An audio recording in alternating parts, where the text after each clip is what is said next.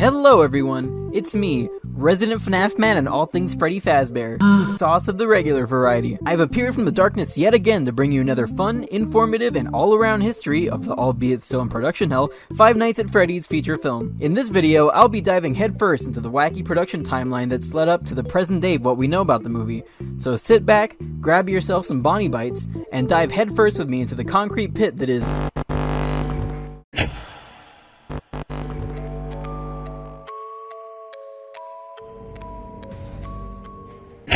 On the subject of FNaF, I should probably mention today's sponsor, YouTooz. I don't usually do sponsorships, but I've been collecting YouTooz figures for a while, and when they reached out to me I figured this would be a good fit for the video. Recently, they've released some Security Breach and Fanverse figures that they've sent to me. As someone who's been around since official merch first started coming out, I can easily say these are the most high-quality Five Nights at Freddy's figures to date. There hasn't been much good Security Breach merch, so seeing these super high-quality Glamrock figures really makes me happy. Roxy's my personal favorite because of how much detail they put into the hair and clothes. Freddy's a close second though because obviously it's Freddy. Who doesn't like Freddy? If you don't like Freddy, something's wrong with you. They're also releasing some figures based on the new Fanverse games. If you've been excited for any Fanverse content like I've been, these figures are a must-have. It's definitely surreal to see these characters get official merch, and they'll make a great addition to any FNaF collection. You can get the Security Breach figures on their website right now, and the Fanverse wave releases on September 16th with Popgoes, Ignited Freddy, and Candy. Alright, okay, what were we talking about? Oh yeah, okay, let's go.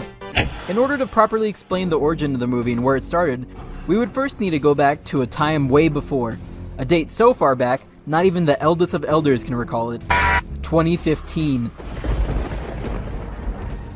Back in the year of 2015, it was announced that WB, or more commonly known as Warner Brothers, acquired the rights to produce the film adaptation of Five Nights at Freddy's, with Roy Lee, David Katzenberg, and Seth Grahame-Smith to produce the film. Pretty soon after this initial announcement, it was confirmed that Gil Kenan of Monster House fame would be directing the project. At this point, the movie was originally slated for a 2016-2017 release window. Scott Cawthon announced on Steam that the original 3 games were being planned as a trilogy of movies, though this is the only time we've heard anything about more than one movie being planned since. We got multiple teases for the film, and a few glimpses behind the scenes of how the film would look and feel. Gil Kenan would show animatronic shells and eyes from Jim Henson's Creature Shop. Though nothing was concrete, things were definitely looking interesting to say the least. While there were long moments of silence about development of the movie, in January 2017, Scott stated on Steam that they were back at square one. But still to expect some surprises by the end of the year. From what we found out, it seemed like after multiple delays and what we can only assume to be script changes being pushed by Warner Brothers, Scott Cawthon decided the film would be pushed back and given to a company that could handle the project. In early 2017, Gil Kenan confirmed his adaptation of FNaF was cancelled. While everything went silent for a moment, it wasn't long until an announcement was made. In February 2018, we got new news about the movie via a single tweet by Scott Cawthon. This is his first and only tweet ever.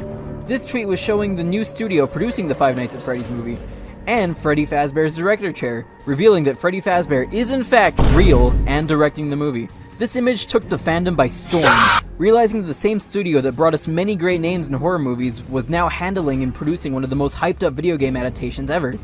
With Scott and WB officially parting ways, and production going into the hands of Blumhouse, a new path was set forward for everything to finally come together. Or so we thought. We got very few updates for a long while, with the most notable exception being the second teaser image posted by Blumhouse, which revealed a new director for the film, Chris Columbus. Obviously, this image sent everyone spiraling. I think it's an absolute dream come true to have a FNaF movie made by the same man that made... It wouldn't be until late 2020 where Scott would make a post on Reddit, explaining the current status of the FNaF movie, in the form of scrapped screenplays over the years. This post kinda came out of nowhere, and it really only confirmed the movie is still happening. The most notable thing to take away from this post is that there is now officially a script they're going with. But if you've been following the project for as long as it's been announced, this is definitely a cool look into some stuff we could have had if Scott had cared less about what came of the movie. Here's a few of my favorite of the bunch. Alright, I gotta call Scott Cawthon to record this stuff for me. Hey Scott, I need you to record some stuff for me again. No, you can't have my bank details. No, I'm not giving you my Google password either. Okay, maybe you can have that. Okay, basic setup. Group of teenage troublemakers break into Freddy's. Chaos ensues. Problems. Although a pretty basic setup, there are a lot of odd choices here, which only got weirder as the story continued. The story ended with our protagonist in a secret underground animatronic factory that was designing robots for the government. Verdict? Straight way too far from the source material. Cost? Okay, basic setup.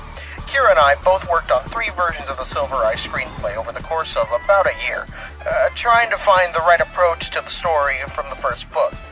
Problems? These were the first attempts I made myself to write a screenplay after realizing it was going to be difficult to find someone else who understood the lore well enough to do it. Unfortunately, it also meant these screenplays suffered greatly from my inexperience at writing. Even Kira, with her writing expertise, couldn't save them. Verdict?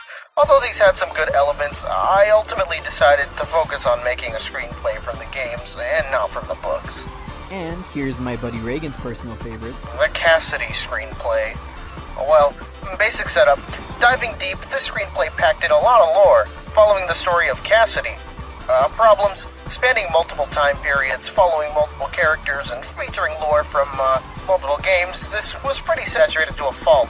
It may have been satisfying to the most hardcore fans, but it would have left the majority of people confused and lost. Hey, wait, maybe this was the most accurate screenplay. Verdict? Ultimately more of a visual encyclopedia than a movie.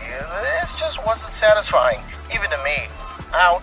Though all these scripts seem promising, it was ultimately decided the new and perfected idea for the script would come in the form of the Mike screenplay. Basic setup. This makes sense. Why didn't I think of this before? Problems? Actually, this is a good mix. It has the best pieces from all the previous screenplays. Not really any problems here.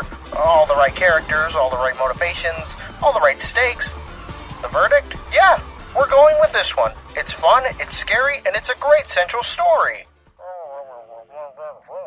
Alright, well, Scott Cawthon now owns the rights to my kidneys. For real though, it was needless to say people were skeptical when this was announced. I wasn't sure how to feel myself. It was potentially a worrying approach to take the film, but Scott assured everybody he was heading the operation. After whatever went down with WB, he was ensuring that this film would be up to snuff with his own vision of what it should be like. We wouldn't receive any new updates until the year 2020, where it was announced that director, Chris Columbus, actually resigned and quit the FNaF movie altogether, leaving us, again, without a known director for the project. Since this point, it has not been confirmed if the movie has a notable director attached. When asked, Jason Blum said it is classified information. We wouldn't receive much in terms of news. It was also around this time that Scott Cawthon would retire, and the future of Five Nights at Freddy's was really unknown.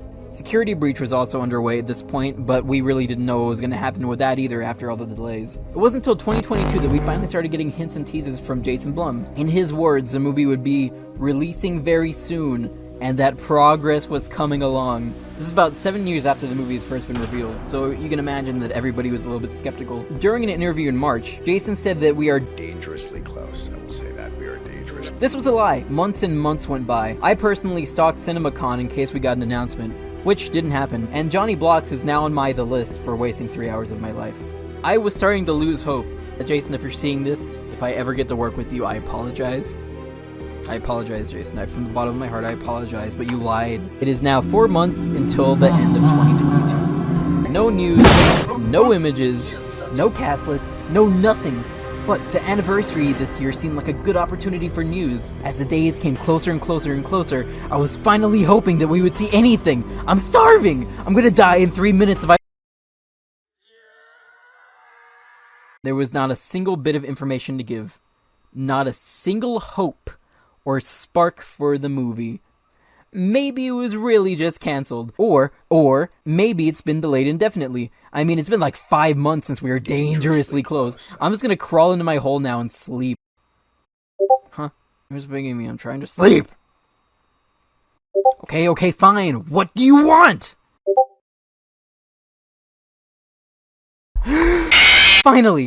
One day after the anniversary, we finally got news. Our first look at the FNaF movie. It shows the man himself, Jim Henson, back from the dead, designing and producing a base for a Freddy suit using the actual in-game model! Okay, I'm more calm now. I'm relaxed. I'm fine. So, we finally got news regarding the FNaF movie in 2022. This image shows the people at Jim Henson's hard at work designing the suits for this movie to be close to the games as possible. This was an extremely exciting time for FNaF fans, albeit late. And me especially, as someone who's been fearing that the animatronics would be redesigned and lose all the features that make them iconic. Seeing a 3D printed maquette that's just straight up Scott's original model made me more relieved for the movie than ever. Because this is a channel mostly centered around cosplay, I should probably explain what exactly is going on here. This dude is getting the patterns off of a model sized to the proportions of a suit actor that will wear them. Once the patterns are retrieved from cutting off the tape they're using to pattern him, they're blown up using a projector and cut onto whatever foam they're gonna build him from. Sorry, I just really enjoy explaining this stuff. It's literally my dream come true to be working in this industry one day, so I've been researching it like my whole life. This image confirms that production is underway. I predict the movie will start filming by the end of the year and should wrap up around February, or sometime in late spring. I doubt there will be too much post-production needed, seeing as Jim Henson mostly focuses on actual animatronics when filming happens, so that'll be most of the work done. I don't think much CGI will be needed. I think we can all be rest assured that there will be more to come and keep us happy until this film releases. I am definitely excited, and if you aren't, how? So, to the people working on the FNaF movie, I applaud you for continuing your work and showing us fans, no matter how delayed this will be, that those working on it clearly care about what they're doing. Oh man, it feels so nice to know this is actually happening. I spent like 1/3 of my life waiting for the day to see these animatronics officially be made. Maybe one day I'll be able to have a go at it. Well, I'm gonna go back to stalking Jason Blum's Twitter until we get more news. Until then, I will see you all some other time, probably very soon. This month has been very hectic for me. I hope you guys enjoyed that video. It was in the works for a little while, and I kinda had a little bit of trouble trying to get it out in time by the end of the month. So, I hope I at least went over a few things people forgot about during the movie's long production time. I am still gonna be a little bit dead with content. I'm currently working on a bunch of NDA projects. While I can't really say anything about what I'm working on right now, make sure to stay tuned on my social medias, Instagram, Twitter, everything else. I'm active on there. But I'll still be doing random videos like this every once in a while whenever I can. I hope you guys don't really mind the sponsorship. YouTooz kind of fits my content, and YouTube's been killing my ad revenue recently, so they've really been helping me support my own projects. I can't think of much more to say. I guess if you want merch, check out the Saucebear shirt linked here. Oh, and I might be releasing Saucebear plushies in the next few months, so stay tuned for that. Yeah, I guess that's it. Alright, well thank you all for watching, and I will see you all very soon. On the flip side, that's a FNaF World reference! That's a FNaF